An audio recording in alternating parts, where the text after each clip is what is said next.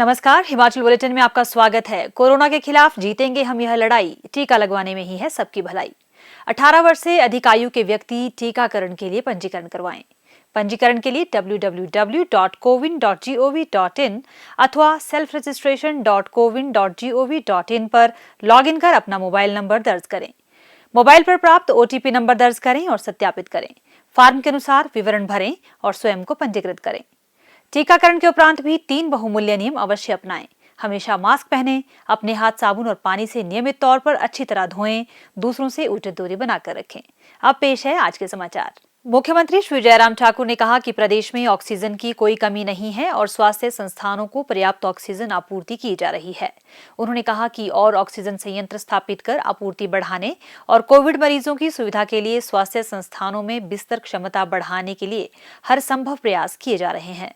मुख्यमंत्री ने कहा कि वर्तमान में क्षेत्रीय अस्पताल धर्मशाला, दीनदयाल उपाध्याय अस्पताल शिमला, चिकित्सा महाविद्यालयों चंबा, शिमला, टांडा, नेरचौक, हमीरपुर और MMU कुमारहट्टी में ऑक्सीजन संयंत्र क्रियाशील है।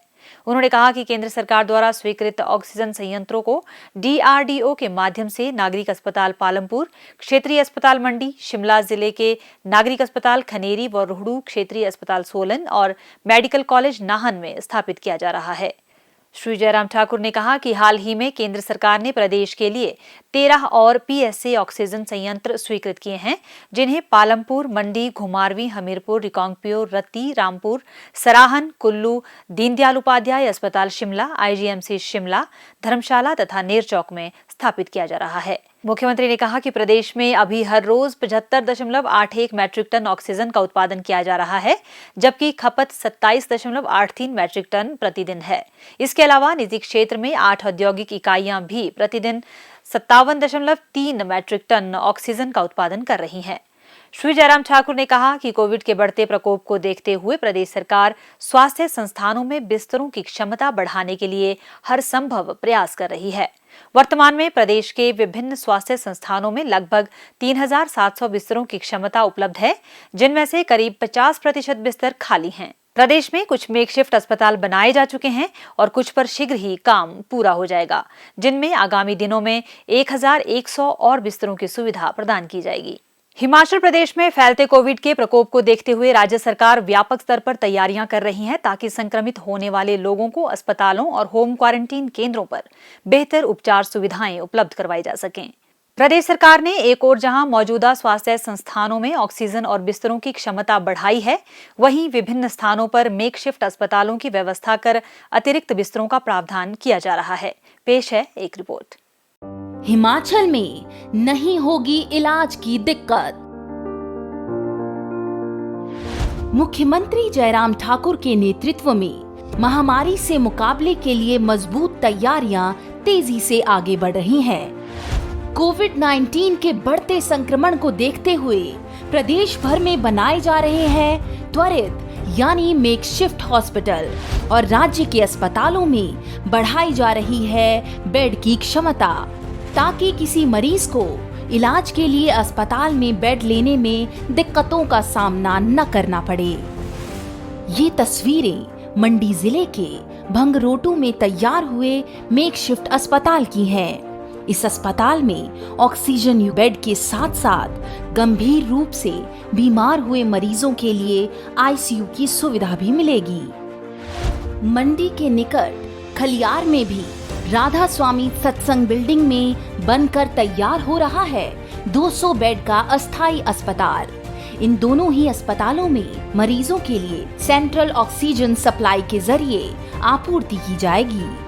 कोविड की चुनौतियों से निपटने के लिए मंडी के अलावा नालागढ़ में 60, पालकवाह में 100, IGMC शिमला में 23, नेरचौक में 100 और टांडा में 66 अतिरिक्त बेड तैयार हो चुके हैं।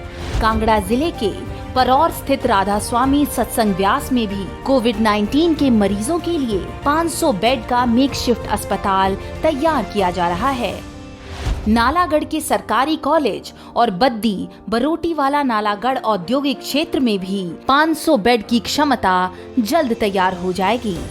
मुख्यमंत्री जयराम ठाकुर कोविड से मुकाबले के लिए परीक्षण, उपचार से लेकर टीकाकरण तक हर स्तर पर तैयारियों की सीधी निगरानी कर रहे हैं ताकि हिमाचल के लोग पूरे साहस और सुविधा के साथ महामारी से बच सकें। हमने ठाना है, कोरोना को हराना है। अब लेते हैं एक ब्रेक और सुनते हैं ये संदेश। अरे भाई साहब, बिना मास्क लगाए कहाँ जा रहे हो? बाजार जा रहा हूँ सामान लेने। उसके लिए मास्क की क्या जरूरत है? अरे भाई, आपको मालूम नहीं है कोरोना कितना फैला हुआ है? अपना नहीं तो कम से कम अपने परिवार का तो ख्याल रखिए। ये लो, लगा लिया मास्क। ऐसे नहीं, ऐसे मास्क लगाने का कोई फायदा नहीं है। अपने नाक और मुंह को अच्छी तरह से ढको।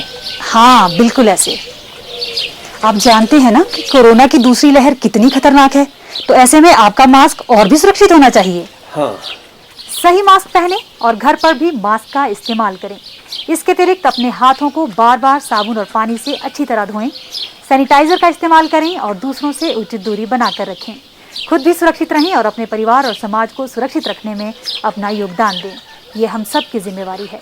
स्वास्थ्य एवं परिवार कल्याण विभाग द्वारा दोपहर 2 बजे जारी बुलेटिन के अनुसार प्रदेश में कोरोना संक्रमण की जांच के लिए आज 3,224 लोगों के सैंपल लिए गए, जिनमें से 191 लोगों की रिपोर्ट नेगेटिव पाई गई है, जबकि 2,984 लोगों की रिपोर्ट आना बाकी है। अभी तक 16,51,149 लोगों की जांच की जा चुकी है, जिनमें से 15,05,739 सैंपल की जांच नेगेटिव पाई गई है। प्रदेश में कुल 1,37,766 लोगों में कोरोना वायरस के संक्रमण की पुष्टि हुई है, जिनमें से 1,02,285 लोग इस बीमारी से ठीक हो चुके हैं और 33,477 व्यक्ति उपचाराधीन है। हिमाचल बुलेटिन देखने के लिए सब्सक्राइब करें YouTube channel DPR Himachal, follow करें ट्विटर @DPRHP, लाइक करें Facebook page information and public relations department Himachal Pradesh, visit करें वेबसाइट www.himachalpr.gov.in। इस अंक में इतना ही। कल फिर होगी मुलाकात। दीजिए इजाजत। नमस्कार।